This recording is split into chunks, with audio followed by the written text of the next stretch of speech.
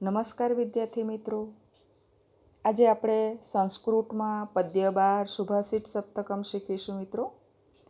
પહેલાં તો સુભાષિત એટલે શું એ જાણવું જરૂરી છે। સુભાષિત એટલે સુંદર ઉક્તિ, ઉક્તિને વચન પણ કહેવામાં આવે છે અથવા તો બોધ વચન। સંસ્કૃતના સુભાષિતોની અનેક વિશેષતાઓ છે મિત્રો। એના માટે કહેવાયું છે કે સુભાષિતો ગાગરમાં સાગર ભરી દેતા લઘુ પદ્યો, લઘુ એટલે કે નાના નાના પદ્યો, તેથી જનજનના કંઠે ગવાતા રહીને સતત વહેતા રહે છે અને વ્યક્તિને જીવનનું ભાથું પૂરું પાડે છે। આપણા પૂર્વજ વિદ્વાનોએ પોતાની દીર્ઘ દ્રષ્ટિથી જે તે વખતે જે જીવન મૂલ્યોની પ્રાપ્તિ કરી હતી તેને આગામી પેઢી સુધી પહોંચાડવા માટે આ સુભાષિતોની રચના કરી અને સુભાષિતો જે છે પ્રજામાં ખૂબ સુપ્રસિદ્ધ થયા છે।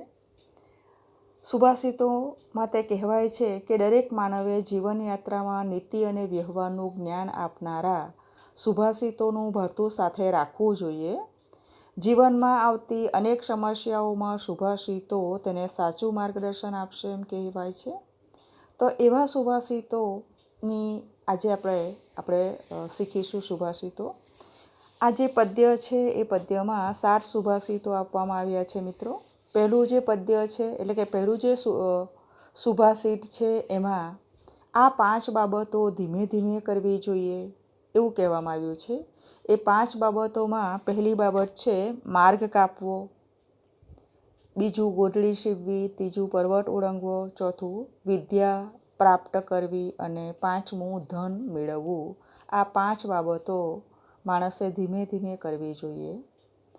બીજું સુભાષિતમાં ચારિત્ર્ય, શૂરવીરતા, ઉદ્યમશીલતા, પંડિતાઈ અને સારા મિત્રોનો સંગ્રહ, આ 5 બાબતો જે છે એ સૌથી મોટો ખજાનો કહ્યો। ત્રીજું સુભાષિતમાં સંગઠન અને એકતા એ કલ્યાણકારી હોય છે। ચોથું સુભાષિત છે એ ચોથા સુભાષિતમાં વાદળ દ્વારા મળતું જળ, આત્માનું બળ, આંખનું તેજ અને ધાન્ય એના જેવું બીજું કંઈ પણ પ્રિય નથી હોતું।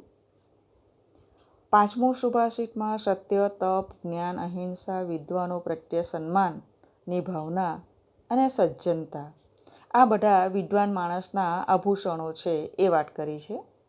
છઠ્ઠું પદ્ય એમાં ઉત્સાહી અને ઉદ્યમી માણસને માટે બધું શક્ય છે, એટલે કે કશું જ અશક્ય નથી એ વાત કરી છે।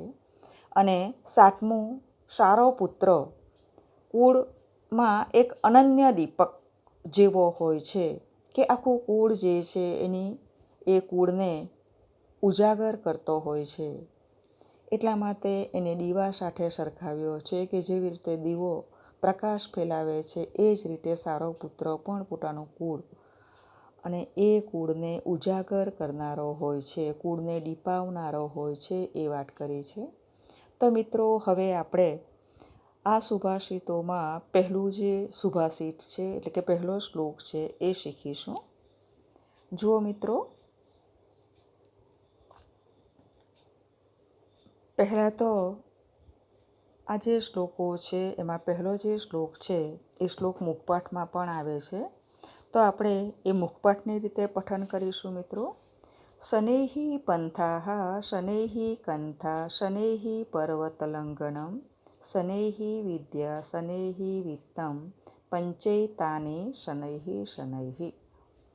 શનૈઃ એનો અર્થ થાય છે ધીમેથી, ત્રીજી વિભક્તિ બહુવચન, ધીમેથી, ત્રીજી વિભક્તિના પ્રત્યયો છે થી, થકી, વડે, દ્વારા।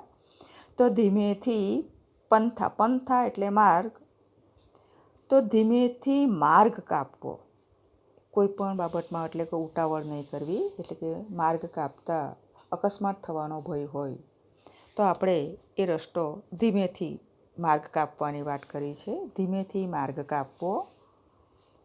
શનૈઃ કંથા, ફરી પાછું શનૈઃ આવ્યું છે, એનો અર્થ તમારે યાદ રાખવાનું છે મિત્રો, ધીમેથી। હવે કંઠાનો અર્થ યાદ રાખો, કંથા એટલે ગોદડી બનાવવી, તો શનૈઃ શનૈઃનો અર્થ તમારે યાદ રાખવાનો છે, વારંવાર એનું પુનરાવર્તન થશે।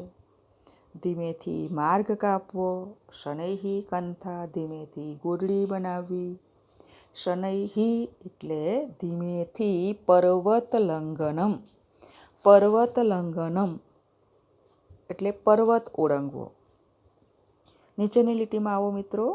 અહીંયા સંધિ છૂટી પડશે શનૈ, પછી વી ઉપર રેફ છે. વિદ્યામાં વી ઉપર રેફ નહીં આવે મિત્રો, તો એ રેફનું વિસર્ગમાં પરિવર્તન થશે.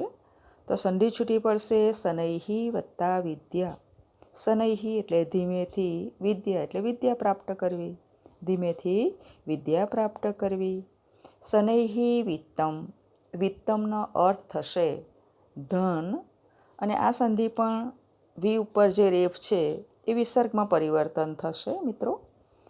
તો ધીમેથી ધન કમાવવું.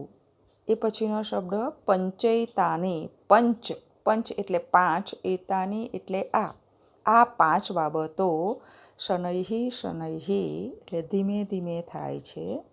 તો આખા શ્લોકનું ભાષાંતર થશે ધીમેથી માર્ગ કાપવો, ધીમેથી ગોદડી બનાવવી, ધીમેથી પર્વત ઓળંગવો, ધીમેથી વિદ્યા પ્રાપ્ત કરવી, અને ધીમેથી ધન કમાવવું. આ પાંચ બાબતો ધીમે ધીમે થાય છે. તો મિત્રો ફરી પાછો આ શ્લોકમાં કયા કયા શબ્દો તમારે ખાસ યાદ રાખવાના એ જુઓ. પંથા એટલે માર્ગ, કંથા એટલે ગોદડી બનાવવી, પર્વત લંઘનમ પર્વત ઓળંગવો. અહીંયા સંધિ વિદ્યા એક અર્થ યાદ રાખવાનો, વિદ્યાનું વિદ્યા જ, અને વિત્તમનું ધન. તો આ રીતે ગુજરાતી થશે શનૈહી એટલે ધીમેથી. એવી બધા શબ્દો શનૈહી શનૈહી આવે છે, એનો અર્થ ધીમેથી ધીમેથી એ જ રીતે લેવાનું. તો આટલો ધીમેથી માર્ગ કાપવો, ધીમેથી ગોદડી બનાવવી, ધીમેથી પર્વત ઓળંગવો. હવે અહીંયા શનૈહી વિદ્યા સંધિ છૂટી પડશે. ધીમેથી વિદ્યા પ્રાપ્ત કરવી અને ધીમેથી ધન કમાવવું. પંચ એતાની. એતાની એટલે આ, પંચ એટલે પાંચ, શનૈહી શનૈહી એટલે કે ધીમે ધીમે થાય છે. તો મિત્રો આ જે શ્લોક છે એ શ્લોક તમને અર્થ વિસ્તારમાં પણ આવે છે. તો તમારે અર્થ વિસ્તાર જ્યારે પૂછાય ત્યારે પહેલાં તો કોઈ પણ શ્લોક અર્થ વિસ્તારમાં પૂછાય તેનું ભાષાંતર લખવાનું હોય છે. ભાષાંતર લખીને પછી એની સમજૂતી આપવાની. તો એમાં શાની વાત કરવામાં આવી એ વાત પહેલાં લખવાની. તો આ પ્રસ્તુત સુભાષિતમાં માર્ગ કાપવાની, ગોદડી સીવવાની, પર્વત ઓળંગવાની, વિદ્યા ગ્રહણ કરવાની અને ધન કમાવવાની આ પાંચ વાતો કરવામાં આવી. એટલે કે આ પાંચ ક્રિયાઓ ધીમે ધીમે થાય છે એમ કહ્યું છે. માર્ગ કાપવામાં ઉતાવળ કરવામાં આવે તો અકસ્માત થવાનું જોખમ રહે મિત્રો, એમ કીધું. ગોદડી બનાવવી હોય ત્યારે પણ આપણે ધીરજ રાખવી પડે. એટલે કે છે ધીરજના ફળ મીઠા હોય છે, અને હંમેશા જીવનમાં ધૈર્યતા, ધીરજના ગુણો હોવા પણ જરૂરી છે. ઉતાવળે આંબા પાકતા નથી. કોઈ પણ કાર્ય તમે ધીરજથી કરો તો એ કાર્ય ખૂબ સારું થતું હોય છે મિત્રો. એ વાત આમાં કરવામાં આવી. પછી પર્વત ઓળંગતી વખતે પણ ખૂબ સાવચેતી રાખવી જોઈએ એ વાત કરી છે. વિદ્યા ધીમે ધીમે જ ગ્રહણ કરાય. અત્યારે જ બધું કે આપણે આગળ જેમ જેમ ભણતા જઈએ તેમ સ્ટેપ બાય સ્ટેપ, ચાલો પહેલાં પહેલું ધોરણ, પછી બીજું ધોરણ, એ રીતે વિદ્યા ધીમે ધીમે પ્રાપ્ત કરવી જોઈએ એ વાત કરી છે. એ પછી ધનની વાત કરી છે કે ધન ઉતાવળે કમાઈ લેવાતું નથી, રાતોરાત પૈસાવાળા થઈ જવાતું નથી. ધીમે ધીમે જ આપણે ધન કમાવવું, એમાં પણ ધીરજ રાખવી જોઈએ. એટલે કે આ પાંચ બાબતો જે છે એ ધીમે ધીમે સિદ્ધ કરવી જોઈએ જીવનમાં, એ વાત કરવામાં આવી છે. અને એના માટે આપણે પછી છેવટે એમાંથી આપણને શું બોધ મળ્યો મિત્રો, તે બોધની વાત પણ કરવામાં, એટલે કે લખવાની હોય. તો જ આપણો આ જે અર્થ વિસ્તાર છે એ અર્થ વિસ્તાર પૂરો થયો ગણાય. તો બોર્ડમાં આપણે લખવાનું કે ઉતાવળા શો બાવરા, ધીરા શો ગંભીર. એટલે કે કોઈ પણ કહેવત આપણને આવડતી હોય, લાગતી વળગતી હોય, તો એ આપણે લખી શકીએ કે ઉતાવળે આંબા પાકતા નથી. ધીરજ રાખવી જોઈએ એ રીતે પણ લખી શકીએ, અથવા તો ઉતાવળા શો બાવરા, ધીરા શો ગંભીર. એટલે કે જીવનમાં ઉતારીને આ કહેવત જીવનમાં ઉતારવાની છે, અને એ જીવનમાં ઉતારીને માણસે ધીમે ધીમે ધૈર્યતાના ગુણ એટલે કે ધીરજપૂર્વક કાર્ય કરવું જોઈએ, તો જ તેને સફળતા પ્રાપ્ત થાય છે. એ વાત આપણે બોર્ડમાં લખવાની હોય. તો મિત્રો, શ્લોકનું ભાષાંતર પહેલાં લખીને આ રીતે અર્થ વિસ્તાર, અને અર્થ વિસ્તાર લખીને પછી બોર્ડ એમાંથી આપણને શું મળ્યો એ લખવાનું હોય, તો જ એક અર્થ વિસ્તાર પૂર્ણ થતો હોય છે. તો તમારે આ શ્લોક એ મુખપાઠમાં પણ તમારે ગોખવાનો છે, અને એનું અર્થ વિસ્તારની રીતે પણ તમારે યાદ રાખવાનો છે. તો જુઓ, ફરી એકવાર આપણે એનું પઠન કરીશું. પઠન કરતાં કરતાં તમે આ રીતે બોલતા જજો, એટલે શ્લોક મુખપાઠ થતો જશે. અને બીજું કે શ્લોક મુખપાઠ થાય એટલું જ જરૂરી નથી. ઘણી વખત આપણે ગોખી કાઢતા હોય છે, બોલી નાખતા હોય છે, પણ લખતી વખતે ઘણી ભૂલો થવાની શક્યતા રહેલી છે. તો જ્યારે આવું સંસ્કૃતમાં લખવાનું એ આપણી રોજબરોજની ભાષામાં નથી આવતું, એટલે લખવામાં ભૂલો ઘણી થતી હોય છે. હવે શ્લોક પૂર્ણ કરો 2 માર્કનો હોય છે, તો એ 2 માર્કના શ્લોકમાં જો આપણી જોડણીની ભૂલો થતી હોય, તો મિત્રો એ જોડણીની ભૂલોમાં આપણા માર્ક્સ કપાઈ જવાનો ભય હોય છે. તો શ્લોક ગોખીને લખી જુઓ, તો શ્લોકમાં જોડણીમાં ભૂલો ના થાય અને પૂરેપૂરા માર્ક્સ આપણને મળી શકે. તો શ્લોકનું પઠન કરીશું. શનૈઃ પંથા શનૈઃ કંથા શનૈઃ પર્વતલંઘનમ શનૈઃ વિદ્યા શનૈઃ વિત્તમ પંચૈતાને શનૈઃ શનૈઃ. આ રીતે શ્લોક તમારે મુખપાઠ કરવાનો છે મિત્રો. હવે આપણે બીજો શ્લોક જોઈશું. શીલમ, અહીંયા સંધિ છૂટી પડશે. શૌર્યમ વત્તા અનાલસ્યમ, પાંડિત્યમ મિત્ર સંગ્રહ, અચૌરહરણ્યાની, અહીંયા પણ સંધિ છૂટી પડશે. પંચૈતાની, એ રીતે ઉપરની રીતે લઈએ તો પંચ વત્તા એતાની, અહીંયા ન અડધો છે અને ય છે. જ્યારે પાછળ જો ય હોય ને આગળનો અક્ષર અડધો હોય, તો એમ વિચારવાનું કે અહીંયા ઈ વાળો નિયમ છે, અને ઈ વાળો નિયમ છે તો અડધો ન છે એમાં ઈ ઉમેરાશે એટલે ની થશે. પંચ વત્તા એતાની, અહીંયા ની આ રીતે લખાશે, ઉપરની જે લખાયું છે ને, એટલે પંચૈતાની, ચૈ એમાં એ નીકળશે, આ રીતનો એ આવશે. એતાની, બરાબર, એતાની. પછી યમાં અસમાયો છે તો અક્ષયો, આ રીતે એ શબ્દ, એટલે કે 3 શબ્દ નીકળશે. પંચ વત્તા એતાની વત્તા અક્ષય, અને છેલ્લો શબ્દ છે નિધિ. તો આ રીતે આ શ્લોક એ તમારે ખરેખર એનું મહત્ત્વ વધી જાય છે. શ્લોકનું ભાષાંતરમાં તો પૂછાય, પરંતુ પ્રશ્નમાં પણ ખાસ પૂછાય છે કે 5 અવિનાશી ખજાનાઓ કયા કયા છે, અથવા તો 5 અક્ષય ખજાનાઓ કયા છે. તો એ રીતે પણ પ્રશ્ન પૂછી શકાય. તો પહેલું જોઈએ શીલમ. શીલમ એટલે ચારિત્ર્ય. આમાંથી 2 શબ્દો નીકળશે. શૌર્યમ વત્તા અનાલસ્યમ. શૌર્યમ એટલે શૂરવીરતા, અને અનાલસ્યમ એટલે ઉદ્યમશીલતા. પાંડિત્યમ એટલે પંડિતાઈ, અને મિત્ર સંગ્રહ એટલે સારા મિત્રોનો સંગ્રહ. 5 વસ્તુ થઈ જાય છે મિત્રો. ચારિત્ર્ય, શૂરવીરતા, ઉદ્યમશીલતા, પંડિતાઈ, અને છેલ્લેથી આગળ અને મૂકી દેવાનું, અને સારા મિત્રોનો સંગ્રહ. નીચેની લીટી પર આવીશું. અચૌરહરણ્યાની, એટલે કે ચોર ચોરી ન શકે. આ વસ્તુ કેવી છે કે આપણા પાસેથી કોઈએ લઈ લેવી હોય તો પણ એ લઈ શકતો નથી. હા, એને આચરણમાં મૂકે તો એ જીવનમાં ધારણ કરી શકે ખરો, પરંતુ ચોરી નહીં શકે.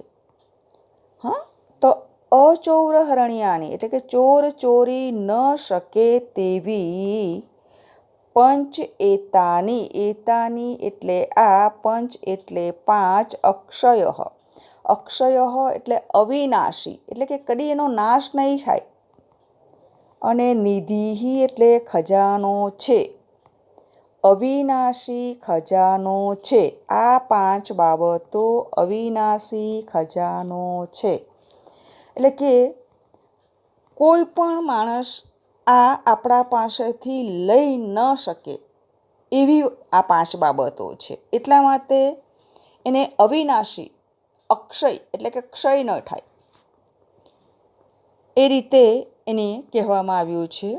તો આપણે યાદ રાખવાનું છે, પ્રશ્નની રીતે જોઈએ તો કઈ 5 બાબતો અવિનાશી ખજાનો છે, અથવા તો 5 અક્ષય નિધિ, સીધે સીધો શબ્દ પણ આવી શકે.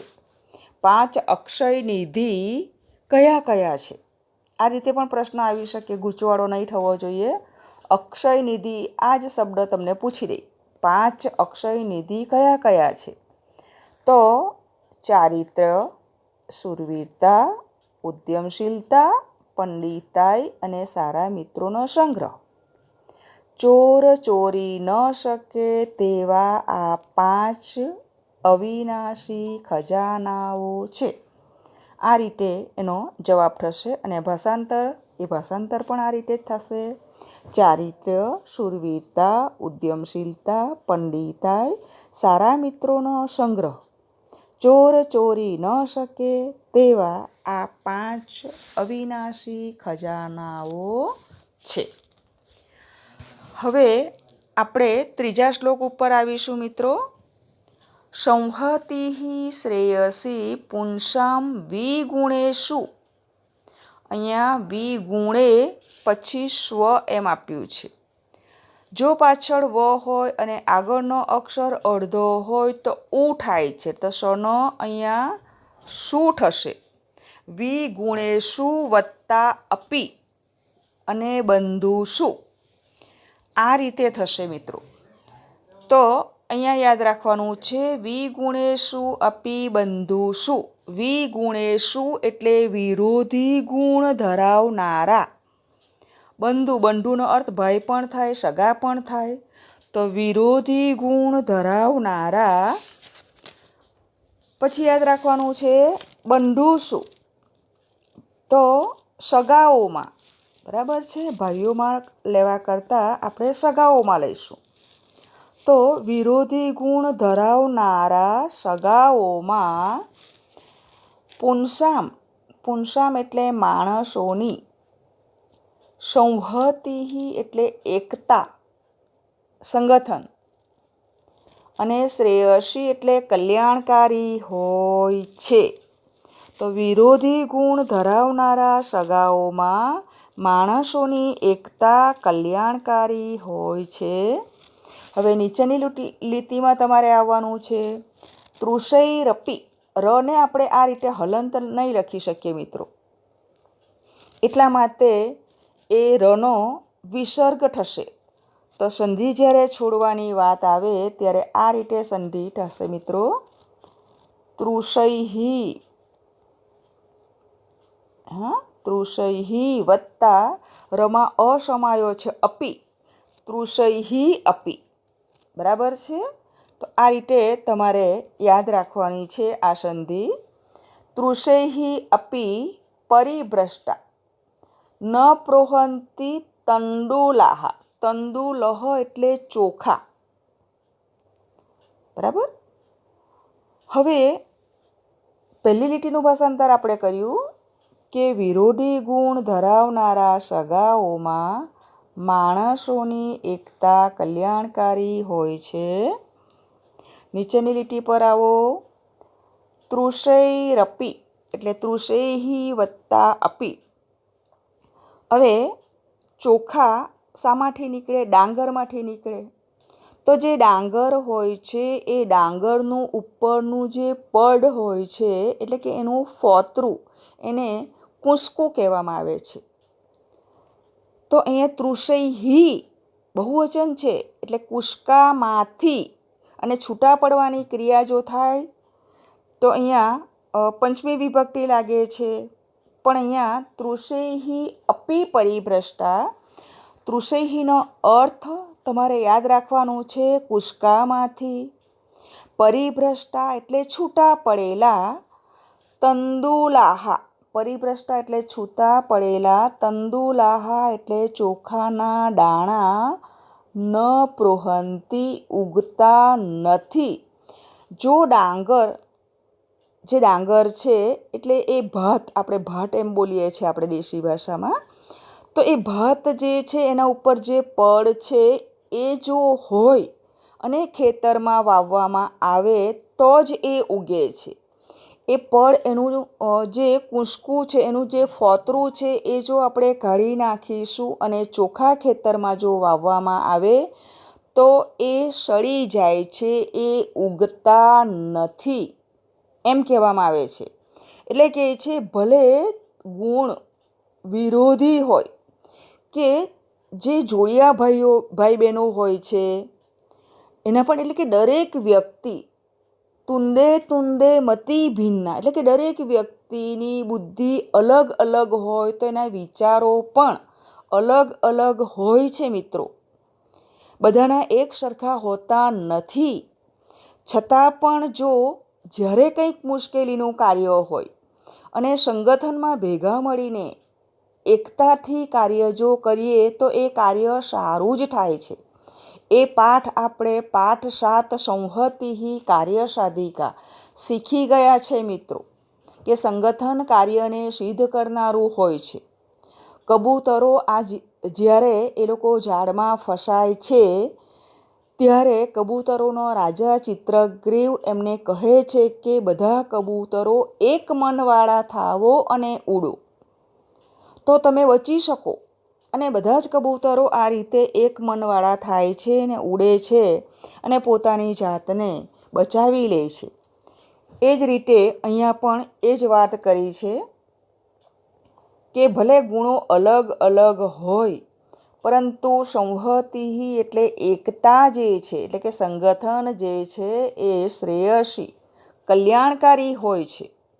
આ બોધ જે આપ્યો છે સુભાષિતમાં ખરેખર જીવનમાં બહુ જ, એટલે કે ઘણો ઉપયોગી છે ઉતારવામાં. બરાબર. તો ફરી પાછું આ શ્લોકનું ભાષાંતરમાં મેં તમને ઘણી બધી વાતો કરી, છતાં પણ ફરી પાછું એનું ભાષાંતર હવે સમજી લઈએ કે વિરોધી ગુણ ધરાવનારા સગાઓમાં પુંસામ એટલે માણસોની, સંહતિ એટલે એકતા, શ્રેયસી એટલે કલ્યાણકારી હોય છે. અને એના માટે ઉદાહરણ એવું આપવામાં આવ્યું છે કે તૃષૈઃ અપી પરિભ્રષ્ટા, એટલે કે કુષ્કામાંથી છૂટા પડેલા, તંડુલાહા એટલે ચોખાના દાણા, ન પૃહંતિ એટલે ઉગતા નથી. જો અલગ થઈ જાય, એને અલગ કરવામાં આવે તો એ કશું કામની, હવે એ સડી જાય છે, નથી ઉગી શકતા.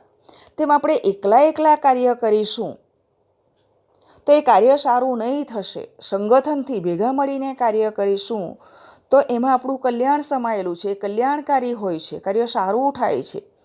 જેવી રીતે આ ડાંગરને જો છૂટા પાડવામાં આવે અને એમાંથી ચોખા અલગ કરીએ તો એ કદી પણ ઉગતા નથી એમ કહેવામાં આવે છે. તો આ ખાસ સમજજો મિત્રો. આગળ આપણે શ્લોક જોઈશું મિત્રો. ચોથો શ્લોક કહેવામાં આવે છે, અને આ જે શ્લોક છે એ પણ મુખપાઠમાં આવે છે. શ્લોક પૂર્ણ કરો એ રીતે પૂછાશે તો એમાં તમને યાદ રાખવું બહુ સરસ થઈ જાય એવું છે. અહીંયા પણ નાસ્તિ છે, 4 બાબતોની વાત છે. નાસ્તિ નાસ્તિ નાસ્તિ એટલે ન વત્તા અષ્ટિ, અષ્ટિ એટલે છે અને ન એટલે નથી. બરાબર. તો શું નથી? તો મેઘ સમમ તોયમ. જો આપણે ગુજરાતી શબ્દ યાદ રાખીએ અને પછી સંસ્કૃત શબ્દ લખીએ તો પણ ચાલે. નાસ્તિ મેઘ સમમ તોયમ, નાસ્તિ ચાત્મ સમમ બલમ. ચાત્મ સમમ એટલા માટે બોલવાનું છે કે આપણે જેવું બોલીએ છીએ એવું લખીએ છીએ. તો આ તો સંધિયુક્ત શબ્દ છે. ચ વત્તા આત્મ સમમ એમ એની સંધિ છૂટી પડશે. પણ તમે આત્મ સમમ એમ જો કરશો તો પેલું ચ રહી જશે. એટલે જ્યારે ઉચ્ચારણ કરો, બોલો ત્યારે ચાત્મ સમમે જ યાદ રાખવાનું છે, કારણ કે તમે જેવું બોલો છો એવું જ લખતા હોય છે, એટલા માટે આ રીતે યાદ રખાવું છું. ત્રીજું છે નાસ્તિ ચક્ષુ સમમ તેજો, અને ચોથું છે નાસ્તિ ધાન્ય સમમ પ્રિય.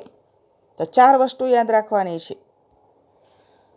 તો જોઈએ ફરી પાછું એનું આપણે વાંચી જઈએ, એનું પઠન કઈ રીતે થાય.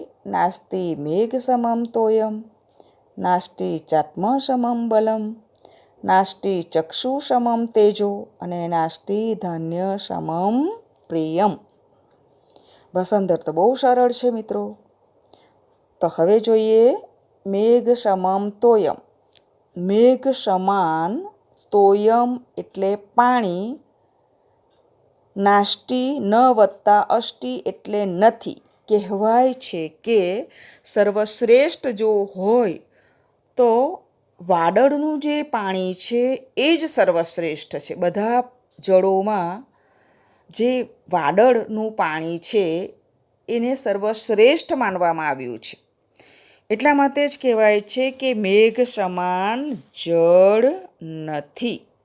બરાબર છે. બીજું નાસ્તિ ચાત્મ સમમ બલમ. ચાત્મ સમમ એટલે ચ વત્તા આત્મ સમમ એટલે આત્મા, સમમ એટલે સમાન. સરખામણી કરી છે મિત્રો. આત્મા સમાન બલમ ન અષ્ટિ એટલે બળ નથી. આપણો અંતરાત્મા જે કે એના જેવું બળ બીજું કંઈ જ નહીં. આપણે કોઈ પણ મુશ્કેલી, દુઃખી થઈ ગયા હોય અને કોઈ વ્યક્તિ આપણને સારા વાક્યો કહે અને આપણા અંતરાત્મા જો જાગી જાય, કોઈ પણ સમયે અંતરાત્માનો જો અવાજ ઉઠે, અને એનું જે બળ છે એના જેવું બીજું કોઈ બળ નથી. ગમે એવું મુશ્કેલ કાર્ય જો આપણો અંતરાત્માનો પોકાર ઉઠે અને આપણે સારી રીતે કરી શકીએ અને આપણને જે શક્તિ પ્રાપ્ત થાય, એના જેવું બીજું કોઈ બળ નથી. બરાબર છે. આપણે ધારીએ એ કરી શકીએ છીએ. અને મિત્રો દરેકની અંદર એવી શક્તિઓ હોય જ છે. એ શક્તિઓને પીછાણવાની હોય છે, ઓળખવાની હોય છે. એટલે આપણા અંતરાત્માનો અવાજ એના જેવું બીજું કોઈ બળ નથી એમ કહેવાય છે. બરાબર. એટલે હંમેશા આપણા આત્માને ઓળખીને કાર્ય કરીએ, બળ પ્રાપ્ત કરીએ કે મારે આ કાર્ય કરવું જ છે, તો એ કાર્ય થાય જ છે મિત્રો. એવા વિચારો આવે અને એ વિચારોને અમલમાં મૂકવાની જરૂર છે. ફક્ત વિચારો કર્યા કરીએ તો કાર્ય પાર પડતું નથી. બરાબર. તો કહેવાય છે મેઘ સમાન જળ નથી, આત્મા સમાન બળ નથી. આગળ નાસ્તિ ચક્ષુ સમમ તેજો. ચક્ષુહુ એટલે નેત્ર, આંખ, સમમ એટલે સમાન, તેજો એટલે તેજ. જો આપણું આંખનું તેજ છે એ સર્વશ્રેષ્ઠ તેજ છે. બરાબર છે. એટલે કે છે આંખનું તેજ એ સર્વશ્રેષ્ઠ માનવામાં આવ્યું છે કે એના જેવું બીજું કોઈ તેજ નથી. આપણને ભગવાને 2 આંખો આપી છે. એ દ્રષ્ટિ જે છે એ જ્યારે તેજ વિહીન થઈ જાય છે ત્યારે આપણને એનું મૂલ્ય ખબર પડે છે કે ખરેખર આંખ જેવું તેજ આપનારું બીજું નથી. એટલે આપણે એનું જતન પણ કરવાનું છે. સાથે સાથે હું એ પણ તમને વાત કરી દઉં. એટલે કે હંમેશા આપણું દ્રષ્ટિ, એનું જે તેજ છે, નયનનું જે તેજ છે, એને આપણે ઓળખવાનું ગમે તે રીતે. હંમેશા અત્યારે તો આ મોબાઈલ નીકળ્યો કે ટીવી, એને નજીકથી નહીં જોવાનું. વારંવાર મોબાઈલમાં દ્રષ્ટિ કર્યા કરે, એનાથી પણ આપણને નુકસાન થાય. આવા બધા સાધનો જે છે ઇલેક્ટ્રોનિક, એ સાધનોથી પણ નુકસાન થતું હોય છે અને પછી ચશ્મા પહેરવા પડતા હોય છે. દ્રષ્ટિ જરા ધૂંધળી થઈ જાય ત્યારે આપણને ખબર પડતી હોય છે મિત્રો. એટલે એ તેજને સાચવવાનું છે. જોઈએ આંખ સમાન તેજ નથી, નાસ્તિ ધાન્ય સમમ પ્રિયમ. ધાન્ય એટલે અનાજ, સમમ એટલે સમાન, પ્રિયમ એટલે પ્રિય, ન અષ્ટ એટલે બીજું કોઈ નથી.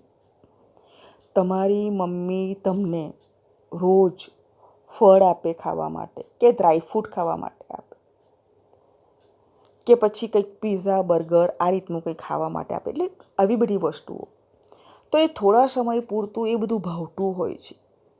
રોજ ને રોજ એક વસ્તુ ખાવાનું, એટલે કે એને એ ખાય તો પછી આપણે ઓચાઈ જઈએ છીએ. એ વસ્તુ આપણને બહુ, અને એનાથી એટલો સંતોષ થતો નથી. જ્યારે આપણે જો ધાન્ય ખાઈએ, અનાજ ખાઈએ, શાક રોટલી દાળ ભાત એવું ખાઈએ તો એનાથી આપણી ભૂખ બરાબર સંતોષાતી હોય છે. એટલે કે એના જેવું પ્રિય વસ્તુ બીજું કંઈ જ નથી એમ કહેવામાં આવે છે. તો અહીંયા 4 વસ્તુની વાત કરી છે. મેઘ સમાન જળ નથી, આત્મા સમાન બળ નથી, ચક્ષુ સમાન તેજ નથી, અને ધાન્ય સમાન પ્રિય નથી. તો આ 4 શ્લોકનું ભાષાંતર થઈ ગયું વિદ્યાર્થી મિત્રો. આગળ મેં માઇક્રોસોફ્ટ એપમાં આ આખું પદ્ય શીખવાડી જ દીધું છે, પણ મિત્રો તમે એમાં જોડાતા નથી. હવે તમારી બધાની મજબૂરી શું છે એ નહીં ખબર, પરંતુ એ ન શીખ્યા હોય તો આ વિડીયો બરાબર જોજો અને શીખી જજો મિત્રો. અને વારંવાર વાંચતા રહેજો, આવડી જશે. આભાર વિદ્યાર્થી મિત્રો. ફરી બીજા વિડીયોમાં મળીશું.